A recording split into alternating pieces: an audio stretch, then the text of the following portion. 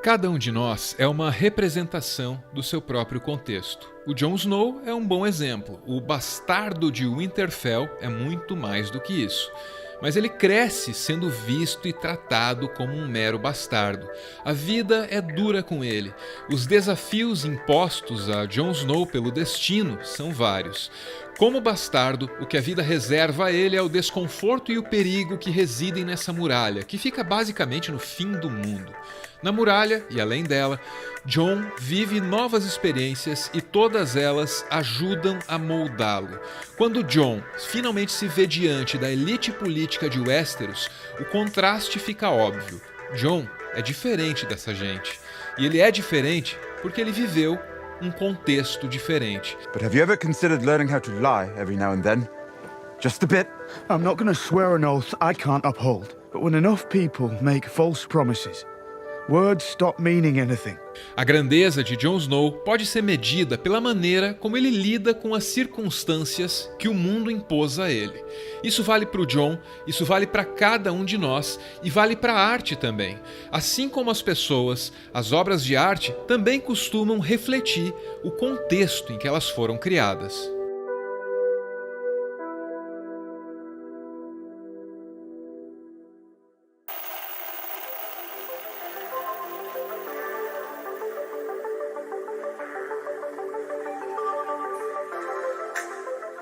Esse é o George Martin, prestes a ser entrevistado pelo Stephen Colbert.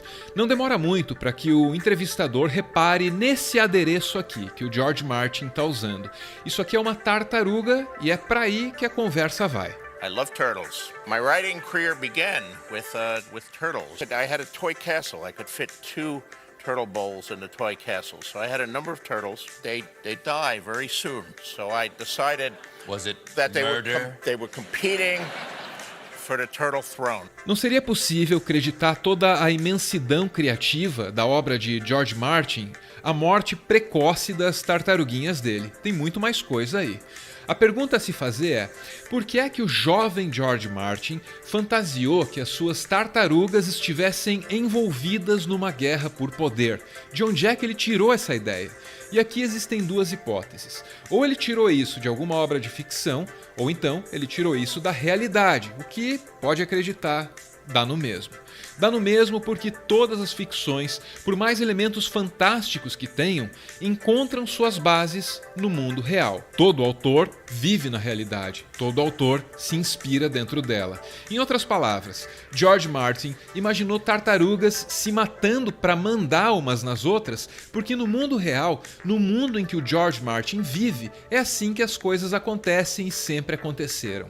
A história da humanidade é uma história sobre a disputa de poder.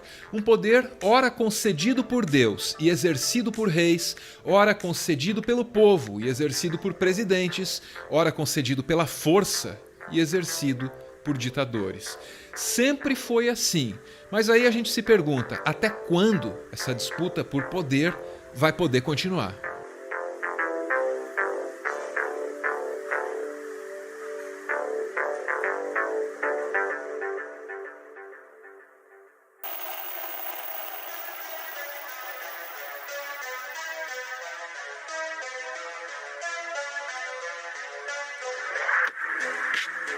George Martin nasceu em 1948. Durante boa parte da vida dele, Estados Unidos e União Soviética estenderam a disputa de poder, que sempre permeou a história da humanidade, a um novo patamar. Na Guerra Fria ficou claro pela primeira vez que a disputa pelo controle do mundo seria capaz de destruir o próprio mundo.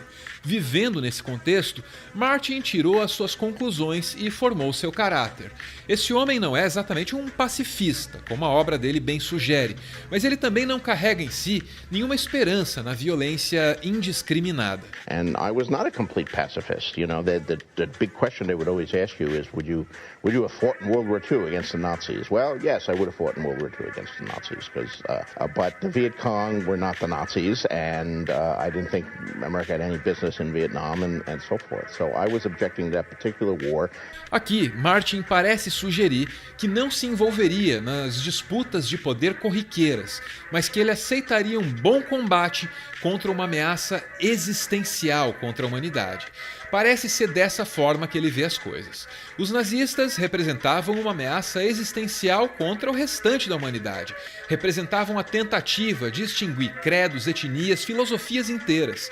E, junto com tudo isso, muitas vidas. Já os Vietcongs eram bem diferentes, eram meros coadjuvantes ou até vítimas, numa disputa de poder bem maior entre duas superpotências. É nisso que Martin jamais tomaria parte. Ele não tomaria parte porque ele sabe dos custos disso. Quando Martin mata os personagens que amamos, Martin tenta nos alertar para esse custo. Kill everybody all the time, man. You fall in love with a character and they're dead. It's true. I mean, I'm guilty of killing people, but I think if you're going to write about war and violence, then show the cost. Show how ugly it is. O épico criado por Martin se relaciona com essa realidade implacável. As elites políticas de Westeros disputam o poder pelos mesmos métodos de sempre: mentiras, conspirações, traições, manipulação. Isso se estende pelo tempo até que surge uma ameaça externa e inesperada. Inesperada, pelo menos, para a maioria dos membros dessa elite política. A ameaça aqui é um inverno infernal. Um inverno que desperta terrores normalmente esquecidos, para além dos limites daquela muralha onde o Jon Snow passou uma boa parte da vida dele. Na nossa realidade, a disputa pelo poder também pode ser interrompida, ou pelo menos abalada, por uma ameaça que está fora do controle das pessoas envolvidas nessa disputa por poder. E aí, mais uma vez, a pergunta surge: até quando essa disputa por poder vai continuar?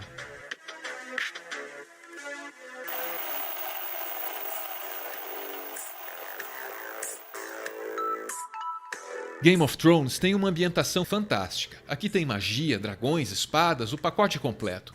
Só que ao mesmo tempo, Game of Thrones tem tudo a ver com o contexto histórico em que foi concebido. É assim porque o autor dessa saga, o George Martin, também não foge à regra. Ele é um produto do seu contexto. Game of Thrones, o primeiro livro da série épica As Crônicas de Gelo e Fogo, foi lançado em 1996. Nessa época, os primeiros temores sobre as mudanças climáticas já estavam bem disseminados na mídia. Apenas 3 anos antes, os Estados Unidos tiveram que lidar com a tempestade do século, também chamada de a tempestade sem nome. Essa super tempestade se estendia por uma imensa faixa do globo terrestre, do Canadá até Honduras. Pela primeira vez, especulava-se sobre a possibilidade de que um desastre desse tipo fosse algo mais do que natural. Hoje, há um consenso entre os climatologistas. A humanidade emite gases que aquecem o planeta. As águas da superfície dos oceanos se aquecem e aí criam condições para tempestades mais fortes e mais frequentes. E esse é apenas um dos muitos efeitos das mudanças climáticas. Apesar do consenso entre os climatologistas, boa parte da elite política nega essa realidade. All of this with the global warming and that, a lot of it's a hoax. It's a hoax. I mean, it's a money-making industry, okay? It's a hoax. Em Westeros também é assim. Pouca gente acredita que há uma ameaça chegando junto com aquele inverno infernal. This is serious. I wouldn't be here if it weren't. I don't think it's serious at all. I think it's another bad joke. As mudanças climáticas podem abalar a disputa por poder no mundo real. Os White Walkers podem abalar a disputa por poder em Westeros. George Martin garante que não estava tentando construir uma metáfora sobre as mudanças climáticas, mas ele reconhece a validade desse paralelo. In a very broad sense, there's a certain parallel there. We're fighting our own battles. We're fighting over issues, important issues, mind you, foreign policy, domestic policy, social responsibility, social justice. All of these things are important. But none of them are important if, like, we're dead and our cities are under the ocean. We spend 10 times as much energy and thought and debate in the media discussing whether or not NFL players should stand for the national anthem than this threat that's going to destroy our world.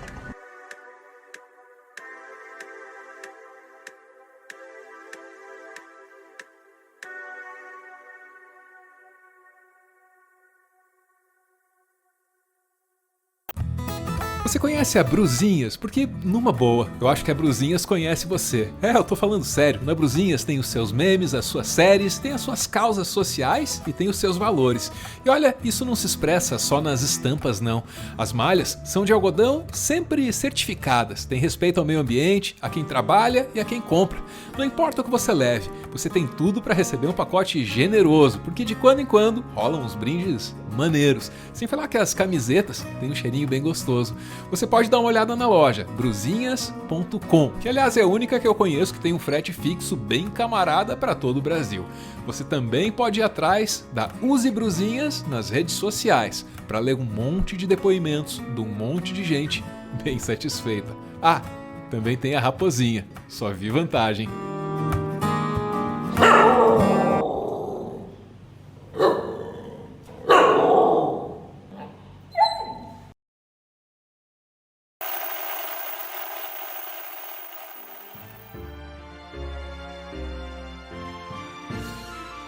Muito obrigado por ver esse vídeo até o final. Quem conhece o canal faz tempo deve ter reparado que esse vídeo foi assim meio que um remake de um outro vídeo que a gente fez lá atrás, de uma série de vídeos assim que deu super errado. Acho que eu passei vergonha fazendo, mas não tem problema porque o meu talento é passar vergonha sem me abalar muito. Então tá aí o vídeo para quem quiser ver e julgar aí se a gente melhorou ou não, se esse saiu melhor que o anterior ou não, vocês que decidem. O link vai estar aí na descrição para quem quiser, se quiser. O Meteoro é mantido graças a uma campanha de financiamento coletivo. Quem participa ouve o nosso podcast e também aparece aqui no finalzinho para receber o nosso agradecimento, às vezes em datas muito especiais. É o caso da Fabiana e do Léo, que aparecem aqui no dia 3 do mês 3. Número bonito aí. É o aniversário de namoro dos dois. Parabéns, gente. Aproveitem bem esse dia, sejam bem felizes hoje e para sempre. Valeu!